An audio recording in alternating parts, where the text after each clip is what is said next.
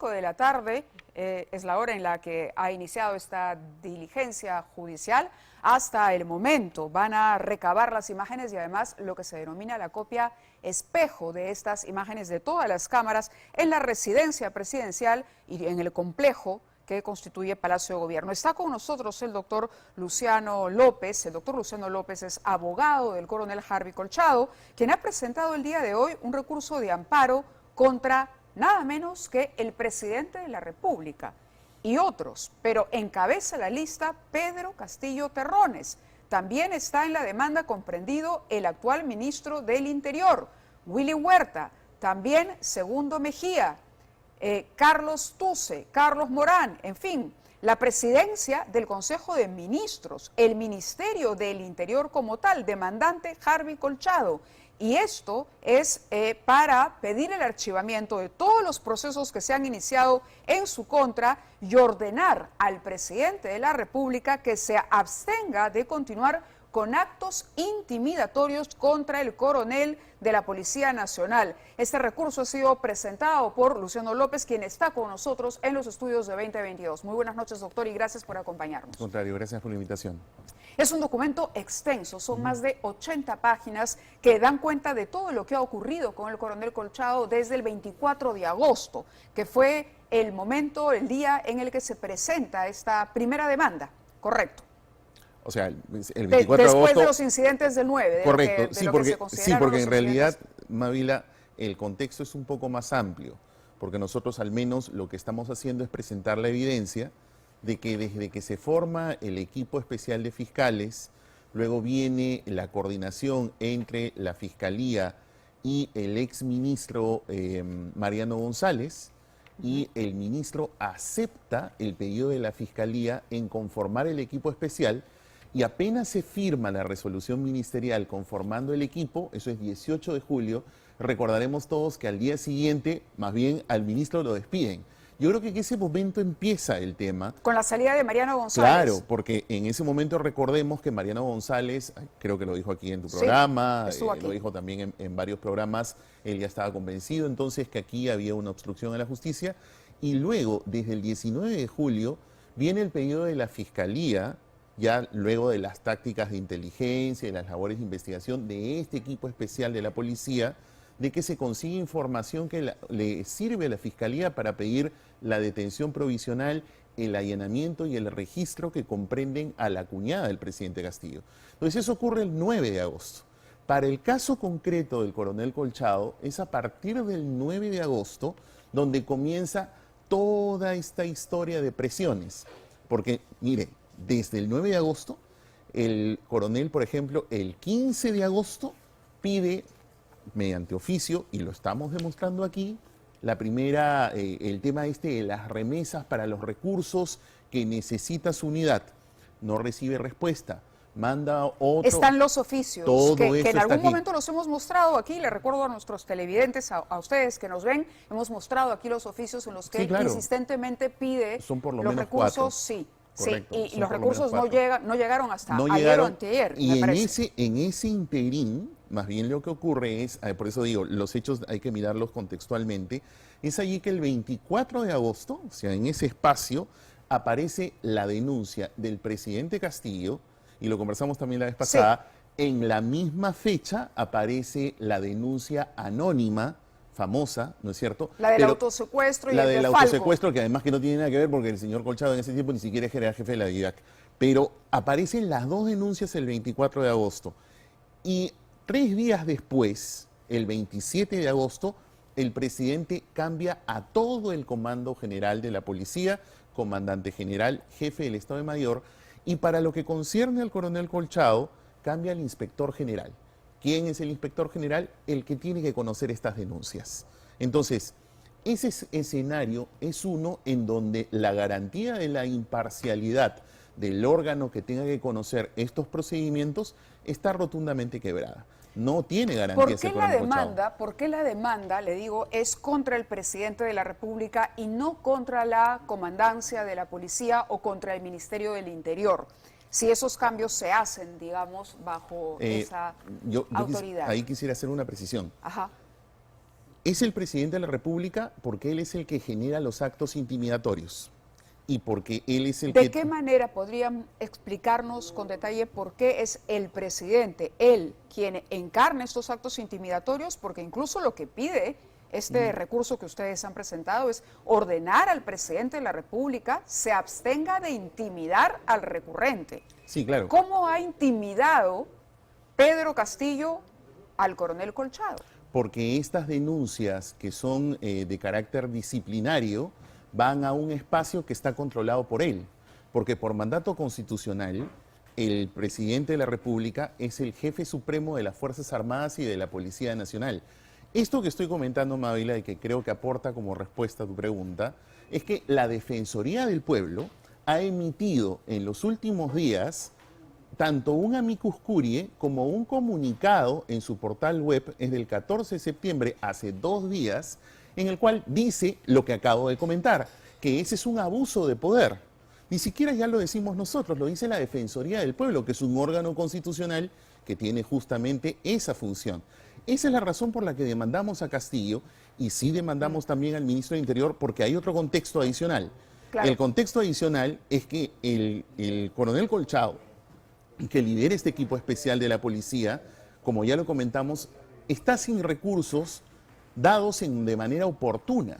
Eso dificulta las investigaciones. Este es otro punto que también la Defensoría del Pueblo nos da la razón, porque dice, oye, eso es una obstrucción de las investigaciones. Doctor. Por eso es que vamos en ese amparo a todos estos funcionarios. Es bien interesante porque si no se entrega el presupuesto y no se puede continuar, entonces se suspenden algunas diligencias programadas por falta de recursos.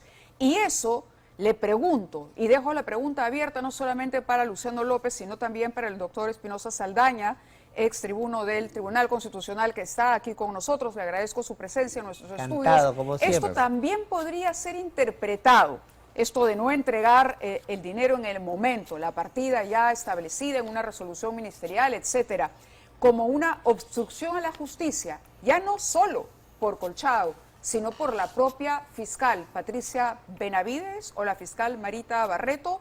Para ambos dejo la pregunta, hacemos una pausa y regresamos con este tema aquí en 2022.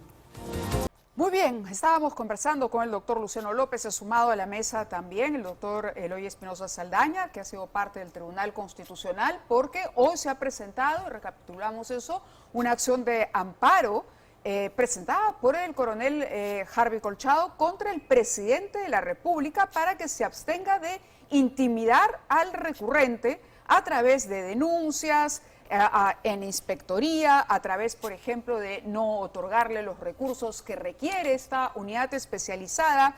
Y yo le decía al doctor Luciano López, y también le planteaba la pregunta al doctor Espinosa Saldaña, si esto en algún momento podría servirle como antecedente a la Fiscalía para demostrar que el Ejecutivo, concretamente el Gobierno, el Presidente de la República, obstruye la investigación y obstruye la administración de justicia en nuestro país. Doctor López, usted estaba terminando la idea. En mi opinión sí, y lo digo porque no soy el único que lo piensa. Quien lo dice es la Defensoría del Pueblo. O sea, la Defensoría del Pueblo ha sacado este comunicado el día de antes de ayer, el 14 de septiembre, en su página web. Y ha señalado justamente que esta no asignación de los recursos de manera oportuna lo que genera es una obstrucción de las investigaciones, prácticamente asfixiarlas por inanición, y que eso es una afectación directa y clara del desarrollo de la búsqueda de la verdad y del acceso a la justicia. De acuerdo. Quisiera aprovechar la presencia del doctor Espinosa Saldaña para preguntarle, ¿recuerda usted que algún presidente haya sido demandado de esta manera, que se haya presentado un recurso de amparo de esta naturaleza? ¿Puede un presidente, puede el Poder Judicial decirle al señor Castillo, absténgase de intimidar al coronel Colchado? Bueno, es que ahí viene la pregunta que tenemos que ver cómo maneja el Poder Judicial la respuesta. La idea de la Constitución del 93 era ser un presidente infranqueable. O sea, yo siempre le ponía a mis alumnos el ejemplo de qué pasa si el presidente se disgusta con su mujer y le pega un balazo. No hay nada previsto. Al presidente solamente formalmente se le puede sancionar cuando acabe su mandato por 4 delitos, y lo que hay que buscar es que cometa una infracción a la Constitución y échate a buscar con qué artículo constitucional. ¿La obstrucción a la justicia puede ser una infracción? Bueno, es que a esas cosas vamos a entrar al desarrollo. Entonces, la infracción a la justicia está planteado como un elemento que a nivel convencional se tiene que recusar. Entonces, el tema, la respuesta posible, si hacemos una lectura literal de la Constitución, no hay como plantear un amparo al presidente. Si lo que queremos es plantear un amparo al presidente, tenemos que buscar en el marco convencional, o sea, los tratados que hemos firmado, elementos como para poder plantearle un amparo al presidente. Y creo, permítame, que ahí me ha dado pie para precisamente que el doctor Luciano López mencione algo que está dentro del documento. Sí, claro, lo que pasa es que la conformación del equipo especial de fiscales contra la corrupción del poder, punto número 1, y su correlato, que es la conformación del equipo especial de apoyo a este equipo de fiscales, calzan, al menos en mi opinión, en lo que dice el artículo 36 de la Convención de las Naciones Unidas contra la Corrupción. ¿Qué dice? ¿Qué cosa dice? Dice que cada Estado parte está obligado... ¿Y el Perú es Estado parte? Desde el año 2004. Mira, ¿desde cuándo? Quizás nos hemos olvidado un poco de esto, pero lo que dice es de que cada Estado de parte debe cerciorarse de buscar unidades especializadas. Y si las forma, y eso ahí viene el tema, dice... ese órgano u órganos o esas personas, con lo cual entonces Barreto, Colchado, correcto, etcétera, gozarán de la independencia necesaria, dice, para que puedan desempeñar sus funciones con eficacia y sin presiones indebidas. Deberá proporcionarse a esas personas o al personal de ese órgano u órganos formación adecuada y recursos suficientes para el desempeño de sus funciones. Esta convención tiene además una guía técnica, que es un instrumento creado por un organismo de las Naciones Unidas, que es la Oficina de Lucha contra la Droga y el Delito, que en esa guía técnica dice justamente de que estas divisiones pueden ser divisiones del Poder Judicial, de la Fiscalía o de la Policía. Con lo cual, que lo que nosotros sostenemos, y es lo que estamos diciendo en la demanda de amparo, es que esto tiene en anclaje justamente lo que está diciendo el doctor Espinosa Saldaña. Muy bien, vamos a escuchar al doctor Eloy Espinosa Saldaña antes de concluir. Que yo no estoy tan seguro que esa interpretación convencional que parece sugerente sea acogida por los jueces. ¿Por qué? Porque la idea del juez ordinario y constitucional no está tan empapada de un escenario convencional y algunos elementos convencionales no son de carácter obligatorio, sino solamente de carácter declarativo. Entonces hay que irnos con cuidado.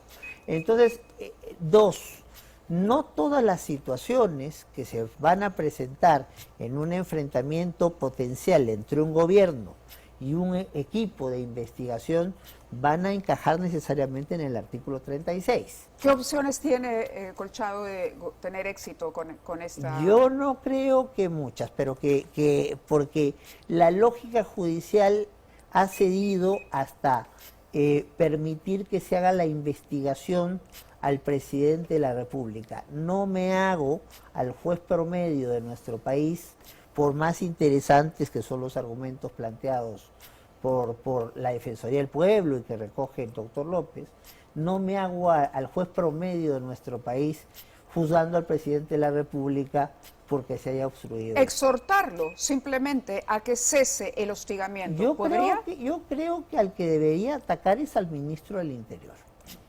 Está demandado, ¿ah? Por eso, el centro de la demanda debería ser el ministro del Interior, porque decir, no, lo que vas a conseguir es un entrampamiento con la figura presidencial y finalmente todos sabemos que el presidente no es responsable político, o sea, todo acto que él hace, Mávila, amigos y amigas que nos están viendo, va con el refrendo de algún ministro. De acuerdo. Entonces, aquí el caso fácil, el caso que se puede ganar es el caso contra el ministro del Interior. Pero está en la lista de demandados. Por eso, pero si yo fuera el litigante en este caso, entonces yo lo que haría, además, el que tiene la partida no es el presidente de la República, sino el ministro del Interior. Muy bien, solamente quisiera hacer una pequeña precisión. Por favor, según la guía técnica del UNOC, Eloy, esta norma es obligatoria, no es facultativa. No estoy diciendo que esta norma sea Por si acaso, facultativa. El debate está sumamente interesante. Yo no he dicho eso. Lo que yo he dicho, y permíteme 30 segundos nomás para eso, es que en la lógica de lo que manejan nuestros jueces, la convencionalización ha permitido avanzar para una investigación del presidente. Pero no creo que todavía la cosa esté madura para que haya un proceso directo al presidente, sobre todo cuando el que tiene las partidas que se están pidiendo es el ministro del Interior. Muy bien, es que definitivamente estamos ante una situación que no tiene antecedentes en nuestro país y hoy por hoy estamos construyendo, creo, jurisprudencia con acciones como las del doctor Luciano López, con sus comentarios y sus análisis. Vamos a ver, en esta situación nos ha puesto el presidente de la República, la Fiscalía lo está investigando y estaremos al pendiente de qué es lo que sucede con eso. Vamos a la pausa y regresamos con ustedes. Muchas gracias a nuestros invitados. Una cosita muy breve, quería alcanzarte mi último libro. Gracias, en ese libro, desde el Tribunal Constitucional, hago una evaluación de qué cosas puede ser un Tribunal Constitucional, con qué tensiones se encuentra, entonces para poder realizar su trabajo, y también hay una sumilla detallada de todos los casos importantes que nos hemos visto. Pero prometo tenerlos porque ha estado buenísimo el debate. Bueno, vamos a tenerlos. Gracias, vamos a la pausa.